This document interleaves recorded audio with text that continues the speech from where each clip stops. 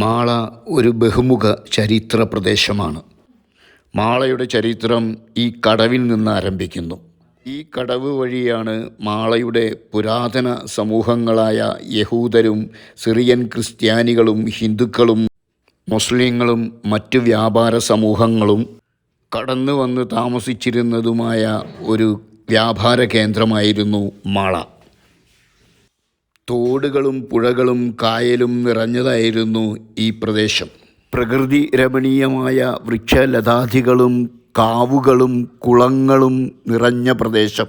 മാളയുടെ ചരിത്രത്തിൽ അതിൻ്റെ ഏറ്റവും പ്രാധാന്യമേറിയത് അതിൻ്റെ യഹൂദ സാന്നിധ്യമാണ്, പൈതൃകമാണ്.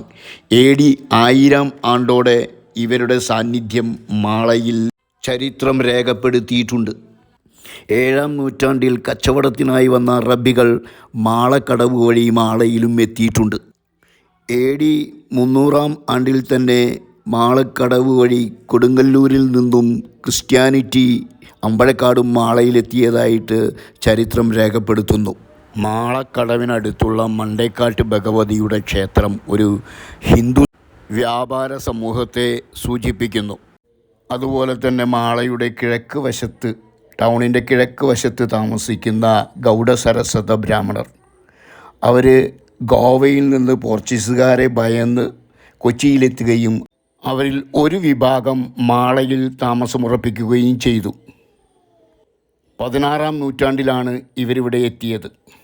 കൊങ്കണി ഭാഷ സംസാരിക്കുന്ന മറ്റൊരു വിഭാഗമായ കുടുംബീസ് ഗൗഡസരസ്വത ബ്രാഹ്മണരെ പിന്തുടർന്ന് കടൽ മാർഗം കൊടുങ്ങല്ലൂരും മാളയിലും എത്തി. നെയ്തക്കുടി ചുങ്കത്ത് ഇവരുടെ അമ്പലവും ആവാസ കേന്ദ്രവും നമുക്ക് കാണാം.